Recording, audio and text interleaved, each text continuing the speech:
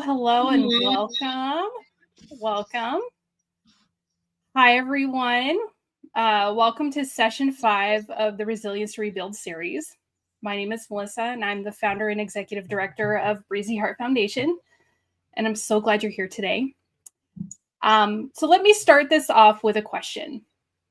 Have you ever been told you're overreacting and then walked away wondering if you might be the crazy one? If so, I want you to know that you're not alone, and you're definitely not broken. And what's really happening in those moments is that your body is trying to protect you using lessons it's learned from the past. And so today we're going to dig into that, and we'll look at what's behind the feelings of being invalidated. And instead of pushing it away, we're going to talk about how to see those inner alarms as signs of survival. I'll also share a tool that can help you respond with more clarity and kindness towards yourself, of course. And as we go along, drop your questions in the chat, and we'll set aside time at the end to answer them together. Thanks, Melissa. I really love how you framed that. And hey, I'm Jill McKnight, a trauma-informed life coach and founder of Locate Coaching. I think that so many of us can relate to that feeling of second-guessing ourselves after being told we're overreacting. In fact, in our last session, we introduced the SANE response, S-A-N-E, as a way to calm those emotional spirals. If you missed that, don't worry. You can always catch the replay on YouTube. Today, we're going to build on that foundation and tackle one of the biggest misconceptions out there, that strong reactions are somehow too much or irrational. By the end of our time together, you'll see those reactions for what they really are: valid, protective echoes of your past. And we'll walk you through how to use the reality check journal to hold on to your truth, quiet that self-doubt, and find a sense of calm in the moment. Yeah, I really like the way you said that, Jill, especially the idea that our reactions are protective echoes. And that reminder takes so much of the shame out of the experience, because it's not about being too much. It's about your body doing what it needs to do and to keep you safe. And I think it helps, to see how common that is among all of us here today. So what I'd like to do is a quick check-in together. So on a scale of, 1 to 5, let me just put that up here. I'm so sorry. Hold on just a second. Let me just put that. Oh, thank you. So on a scale of 1 to 5, where 1 is never and 5 is all the time, how often do you feel like you're overreacting? Go ahead and drop that number in the chat. Okay. So thank you for sharing if you did, and for your quiet reflections. I know we're just getting started and not everyone may be feeling ready to commit yet. That is completely okay. Notice how powerful those feelings are. They're not irrational. They're your brain's smoke alarm reacting to old experiences. So when someone says you're overreacting, remember, this isn't weakness. It's your survival system doing exactly what it was designed to do. And that brings us to the next question. Why does your body respond this way in the first place? And for that, I'm going to turn it over to Jill. Thanks, Melissa. Building on what you just shared, let's talk about the science behind it. Because once we understand what's happening in the brain, the whole picture starts to make sense. Think of your brain like a library of memories. Normally, your hippocampus, it files things neatly away into the past section. But trauma can disrupt that filing system. Instead of shelving the memory, your amygdala, the brain's built-in protector, it grabs it and sounds the alarm. This is happening now, right? And we kind of feel that in our body when that happens. Now, that reaction isn't a mistake. It's your brain trying to keep you safe based upon old instructions. And this is important. We're not here to make your pain smaller. With us, you'll never get any judgment or criticism, ever. What we're here to help you do is to feel more in control by understanding how we're all built. Your brain isn't broken. It's brilliant. It just might need an update. Exactly. And that's such a helpful way to look at it, Jill. And now that we understand the science, let's see how it shows up in a real life situation through Jasmine's journey. Hold on just a second. Okay, so this story might be a little difficult to hear, so I invite you to take a deep, gentle breath. Remember, this is a space of empathy and safety. And if any part of this, of what I share with you, resonates with you, please know that your feelings are valid and you're not alone in this. So let me tell you about Jasmine.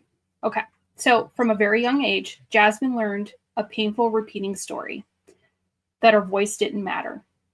Her nervous system absorbed a lesson that silence meant safety and speaking up meant punishment. And as she grew older, those patterns continued. In one relationship, her boyfriend would disappear for days at a time and then come back blaming her, making her feel like she was the problem. And at work, her boss used meetings as a stage to undermine her, asking her questions designed to humiliate her in front of other people. Now, even though Jasmine has a new partner, David, who is a kind, considerate man who is honest with her, her nervous system still reacts. So when David sends a simple text saying, heading out for a bit, be back soon, her body interprets that as a threat. Her heart starts pounding, her chest tightens, and every alarm inside screams, "You are not safe." But her present reality whispers something different. You are safe. Okay, so let me just pause right here for a short reflection. I want you to notice your own body right now. Where might you be holding a story like Jasmine's? Is it in your chest? Maybe it's in your throat. Oh, maybe it's in your stomach. Wherever it is, gently place your hand there and let your body know that you're listening. And then take a deep, slow breath in and release it out. And what I want you to do is inhale peace and exhale doubt. And feel your strength beginning to rise. And so as you do, quietly say to yourself, with your hand on that place, I am safe right now. And so let's take a moment to do that.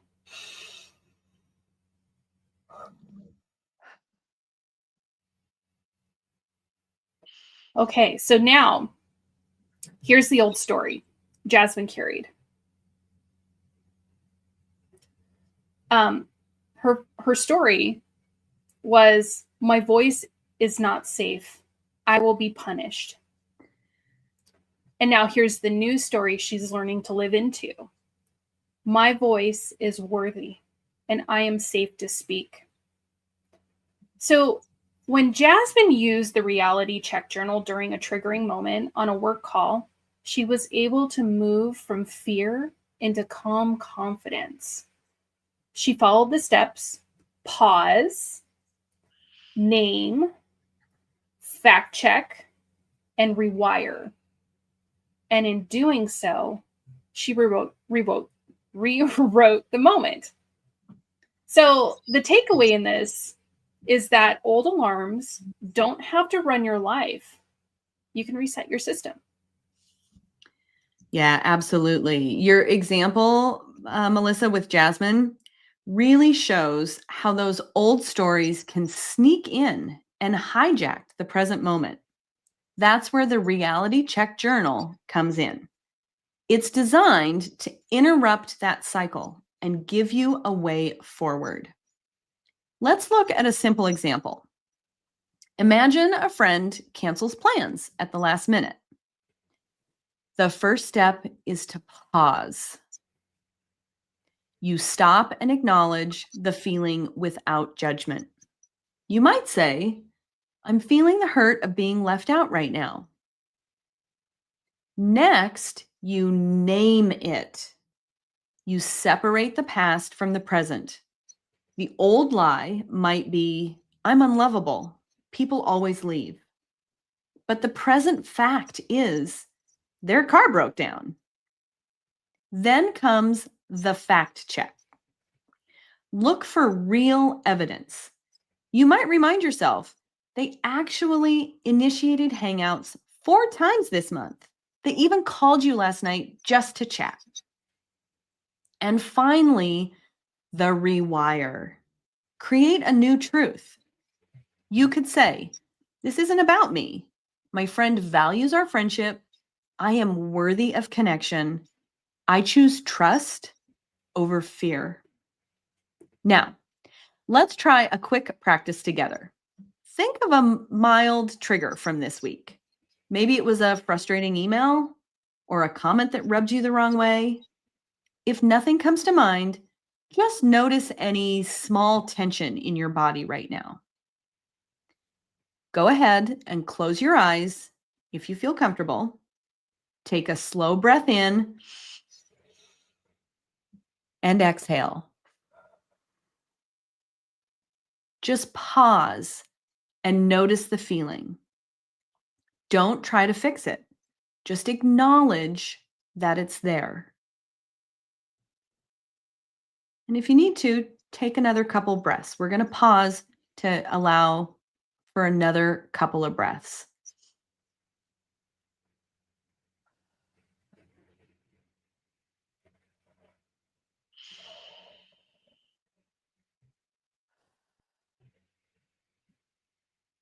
All right, that's it. That's step 1. That simple act of pausing, taking some deep breaths, and noticing is the beginning of reclaiming your power.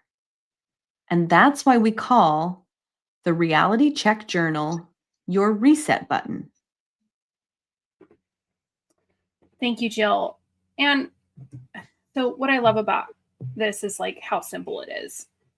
And what so many people label as overreacting is actually your body just trying to protect you from old information. And so the reality check journal gives you a way to shift from feeling overwhelmed to feeling in control. Exactly. And the best way to make it stick is to practice. Practice, practice, practice. Use the journal this week, even in small everyday moments. Sometimes that's the easiest and safest way for us to practice. And each time you write, you're creating a new pathway in your brain, one that leads to more peace and more confidence. Okay, so if the journal feels powerful on its own, imagine what it's like to have a whole toolkit and the support to walk through it step by step. And that's exactly what our Shifting Tides coaching program is designed to give you. And so it unfolds in 3 phases. So you have phase 1, which is foundational work. So you have your foundational mindset and internal safety. Mm-hmm. And then we move into phase 2, which is resilience building and practical application. And then we move into phase 3, which is communication and confidence and growth building. Our program is built on a simple yet powerful idea: the two halves of a whole. My part, life skills, is all about the outer work. Once your nervous system is calm and you have that inner foundation, I provide the practical tools you need to build a new life. We focus on mindset, attention, and communication, helping you turn internal clarity into real world results. And so my part is Anchor to Rise, is designed to help you with the inner work. And so it addresses the trauma stored in the body and the nervous system. And so my goal is to help you build the deep internal safety and self-trust that may have been taken from you. And so you can stop feeling like you're walking on eggshells all the time.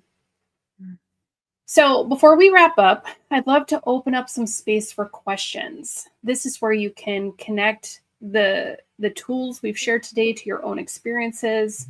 And it's often where the biggest aha moments happen. And so we've set aside a few minutes for questions. Let me just check here. Okay, so since nothing is coming through the chat right now, well, that's completely fine. We've also pulled together some of our most common questions we hear in sessions like this.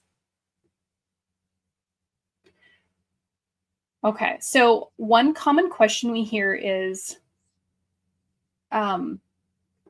what if the facts aren't clear? What if the other person is just being difficult? And that's such a real world situation. And the truth is that we can't control how someone else shows up.